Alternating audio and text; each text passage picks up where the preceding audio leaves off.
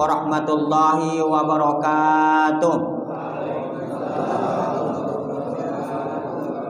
Alhamdulillah, innal hamdalillah nahmaduhu wa nasta'inu wa nastaghfiruh wa na'udzu billahi min syururi anfusina wa min sayyiati a'malina. May yahdihillahu fala mudilla lahu wa may yudlil fala hadiyalah.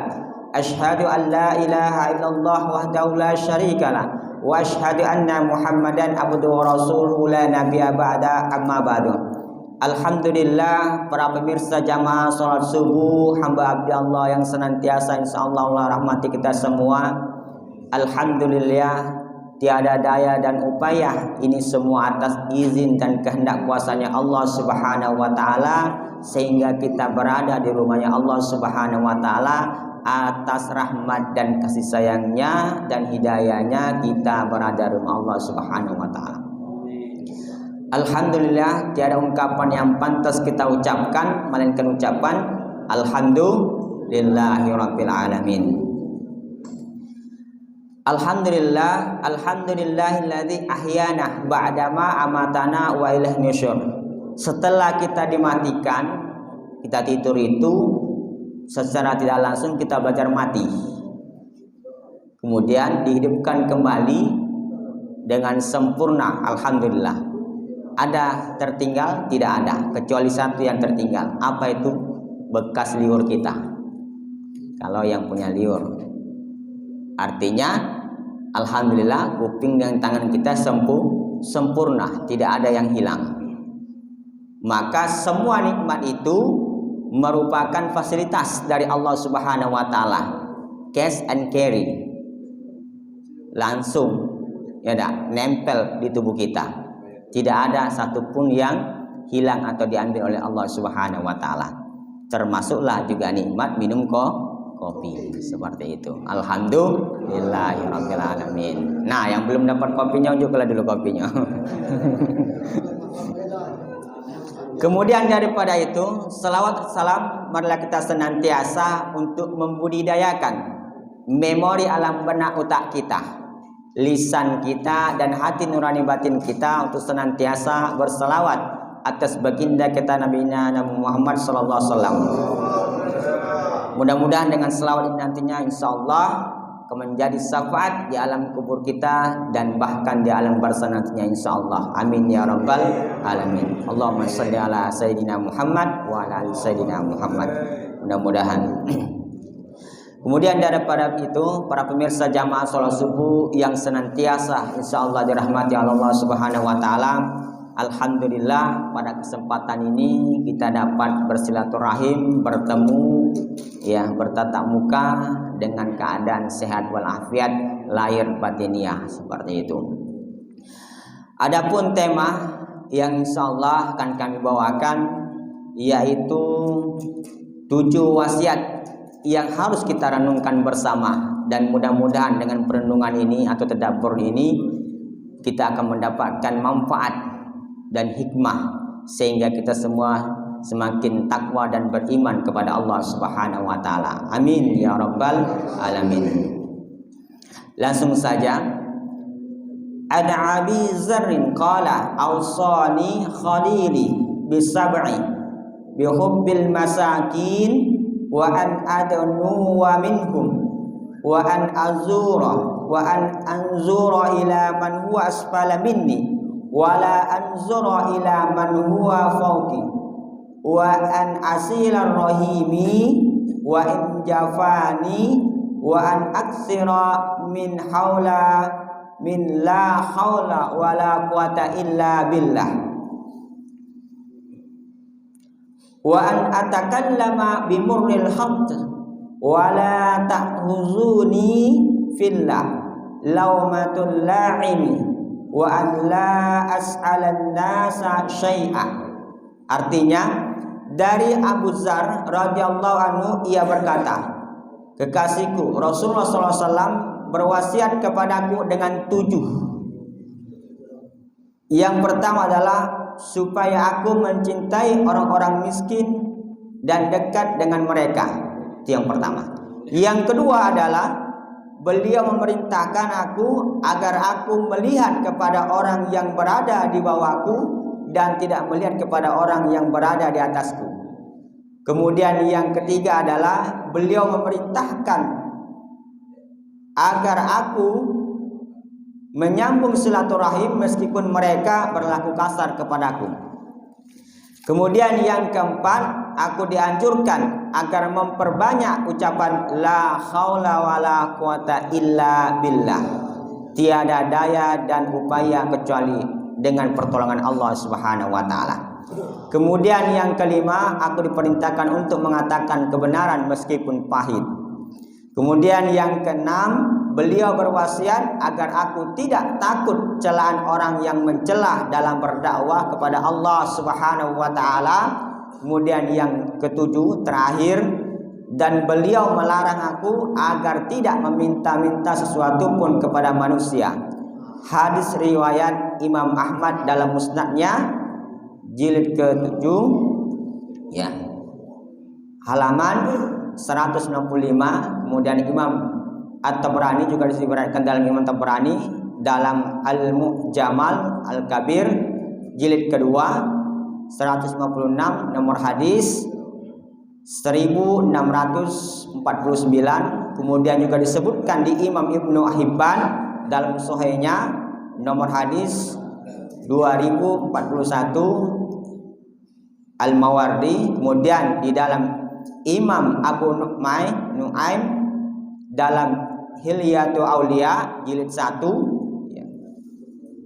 214 di nomor hadis 521. Kemudian di Imam Al-Baihaqi dalam Sunan Al-Kubra ya, jadi 10 yaitu 91 hadis semua.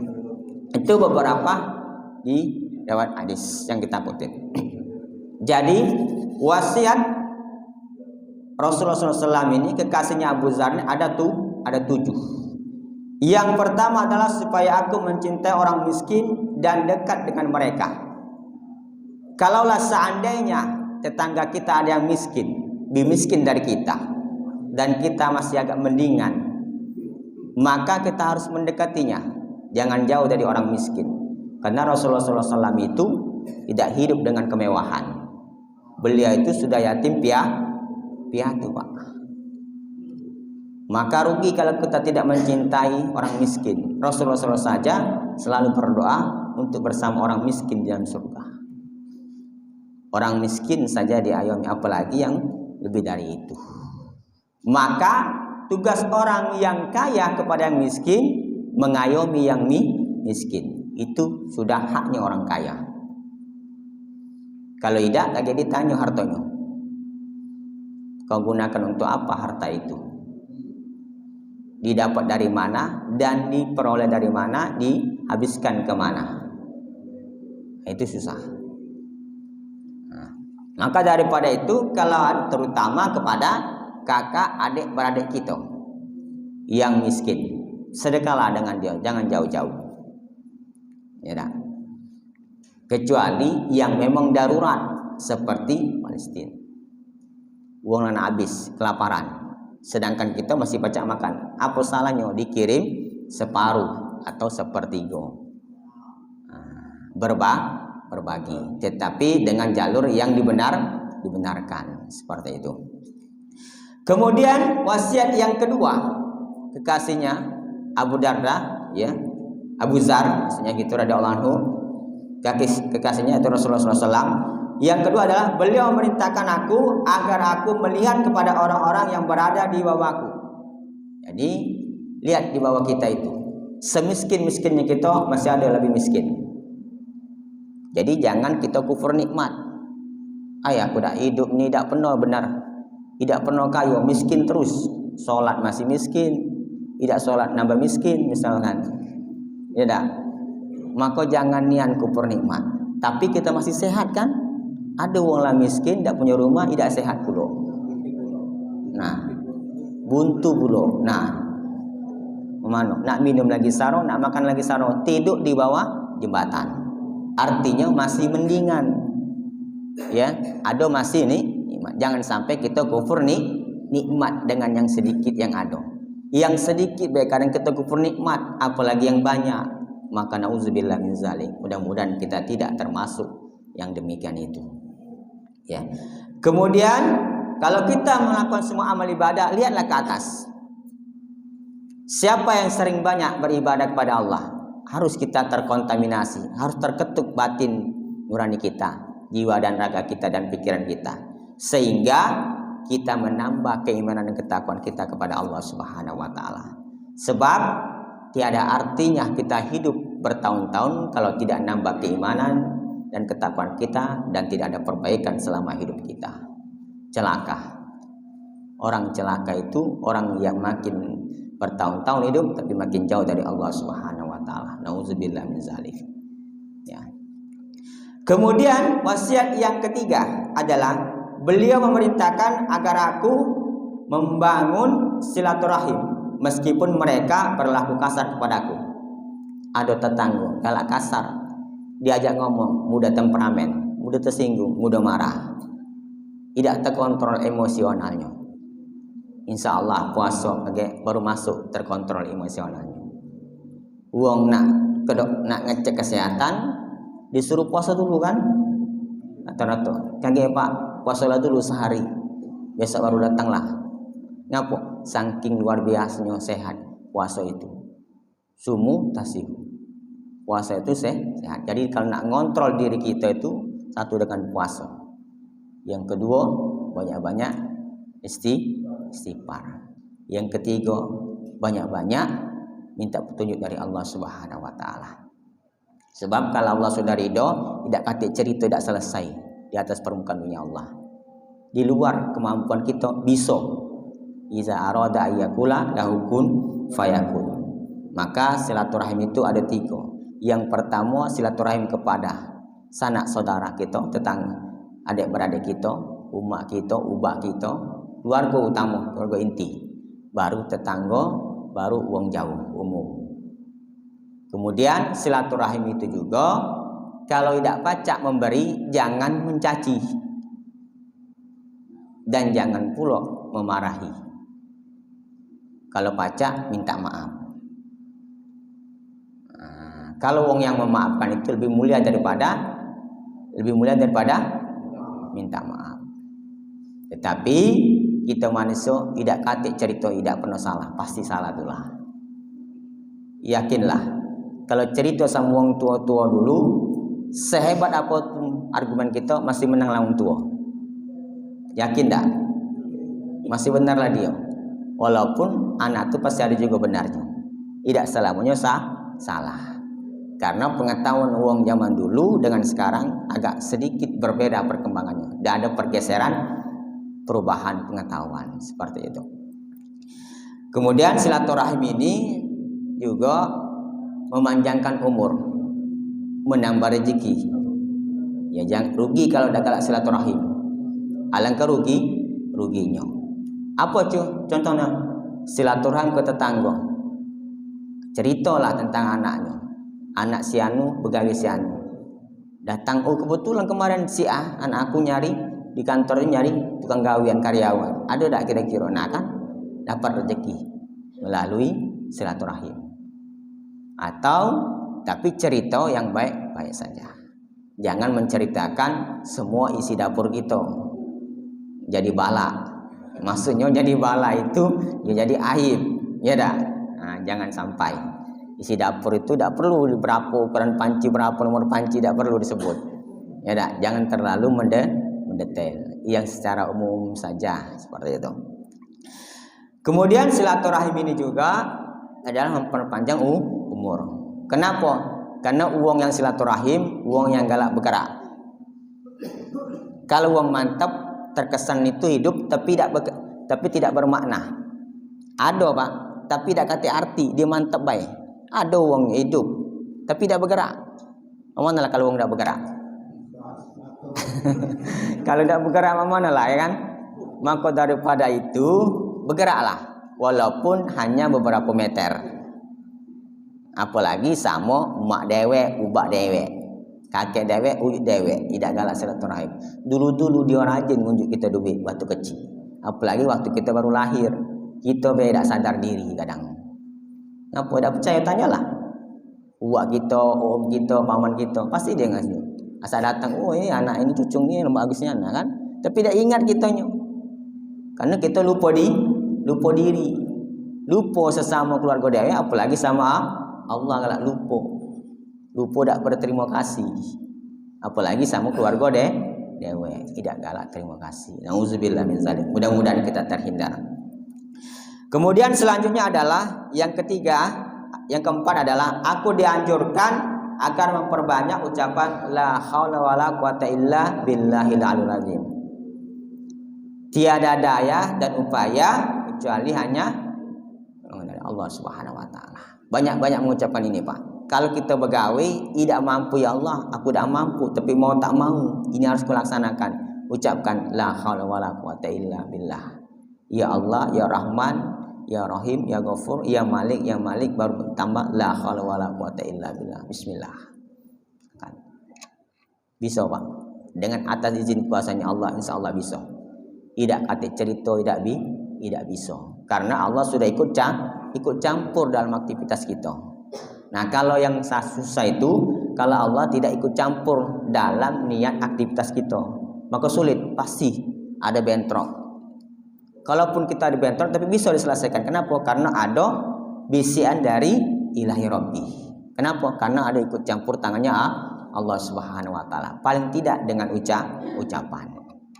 Karena kalau orang selalu ingat sama Allah, maka mustahil Allah akan membiarkan seorang hamba itu, apalagi dia seorang hamba yang beriman dan bertakwa kepada Allah Subhanahu wa taala.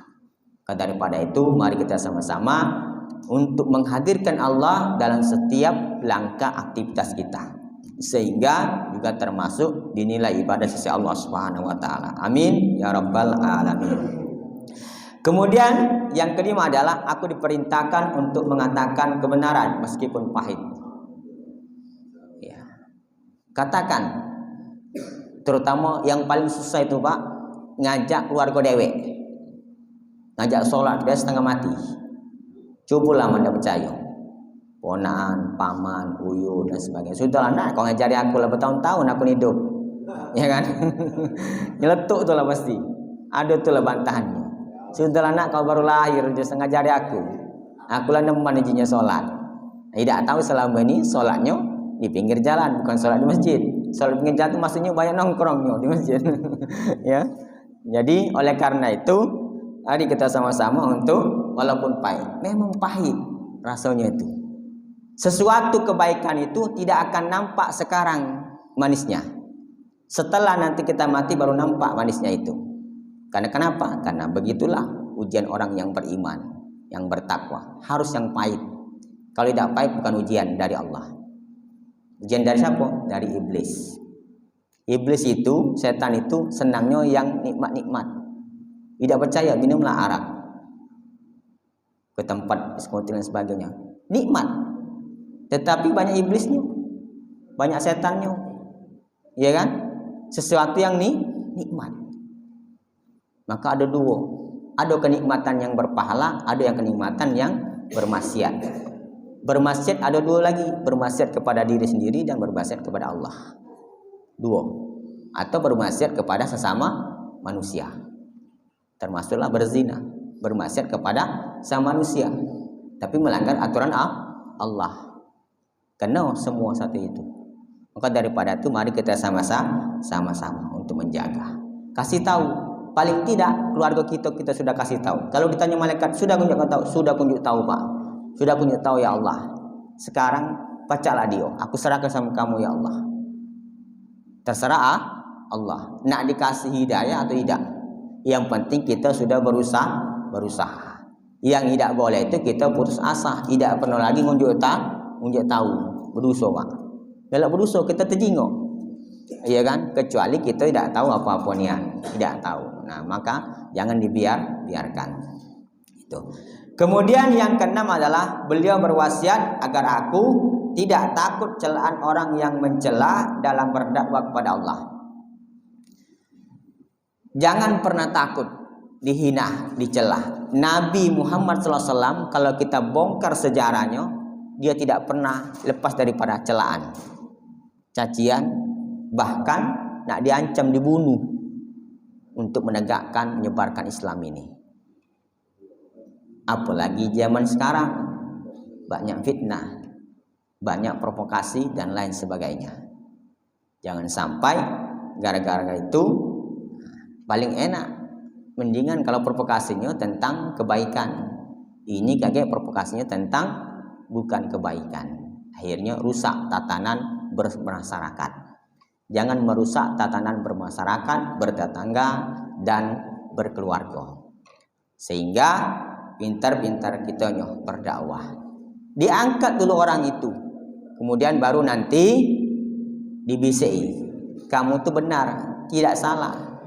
Benar, tapi hanya saja kurang. Nah itu. Padahal salah. Ya kan?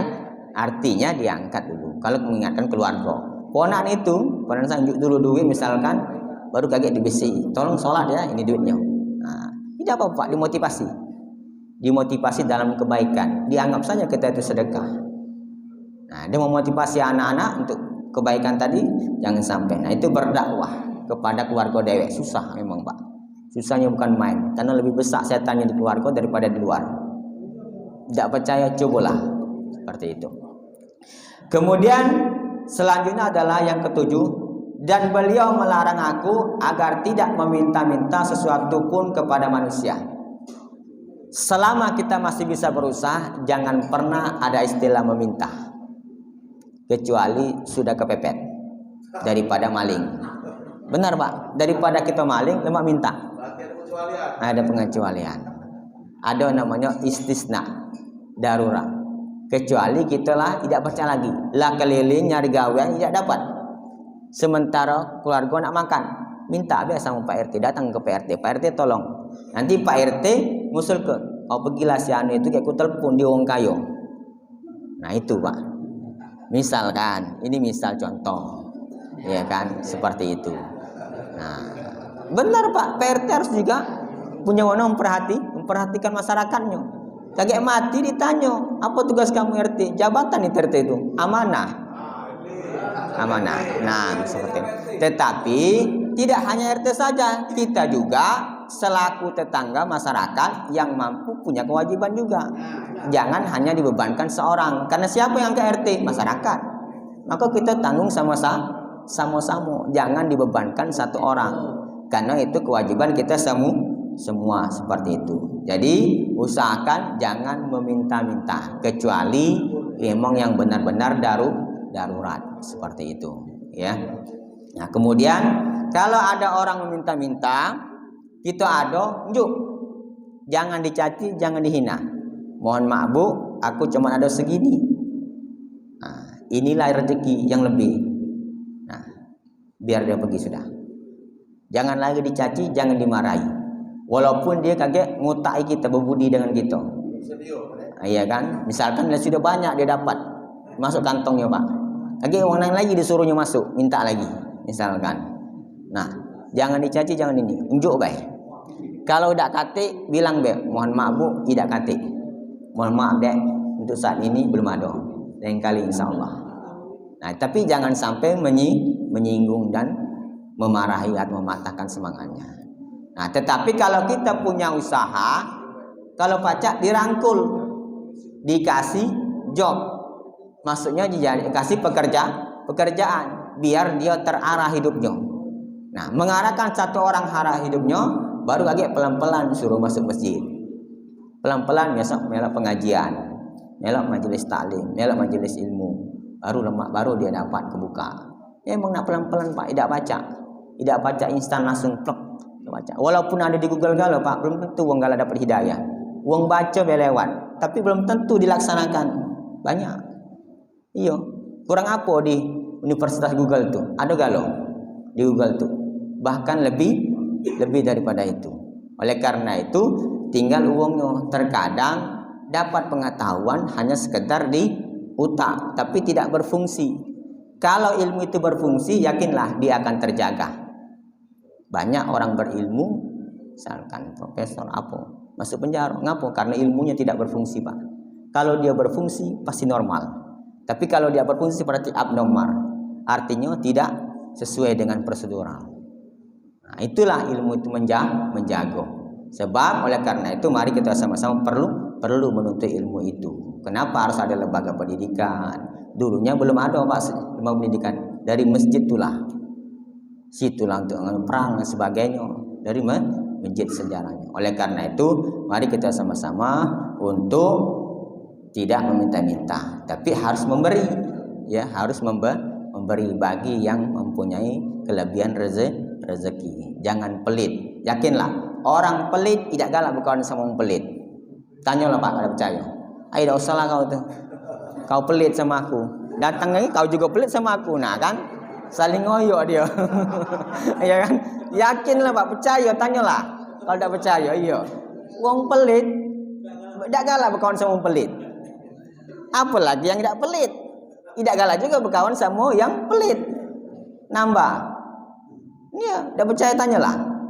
Akulah sudah ku teliti, ku cek, kan? Ku amati. Saking dia galak ngomong, dia tuh pelit Chan, dalam hati aku, kamu juga pelit. Adong mati tidak galak nyumbang. Begitu dia keluarganya mati tidak disumbangi. Ya kan? Pelit tak? Pelit Pak. Asal nak mati minta sumbangi. Giliran dia selama hidup tidak galak nyumbang. Sesen pun tak katik, tenaga pun tak katik. Taunya terima bersih. Alangkah lemah hidup. Ya tak? Malaikat gak ada tugasnya, apalagi manusia ada beban tugas kita masing-masing. Maka jangan yang kita itu pelit. Maka yakinlah wong pelit itu akan dijaya orang, tidak punya teman, tidak punya sahabat, dan tidak akan pernah punya keluarga. Kenapa? Karena pelit, namanya pelit. Ya tak? Nah, seperti itu. Itu saja Pak. Itu ada 7 ya, mudah-mudahan bisa kita aplikasikan. Cukup saya kira, nanti mudah-mudahan bermanfaat. Mohon maaf atas ketidaksempurnaan saya selaku tausiah subuh menjelang pagi ini. Mudah-mudahan Allah berikan kita kemudahan untuk melaksanakan apa yang kita dengarkan, dan kita selalu panjang umur sampai ke Ramadan dan Ramadan selanjutnya. Amin ya rabbal alamin. Burung duri, burung jawasi. Cukup sekian dan terima kasih. Assalamualaikum warahmatullahi wabarakatuh.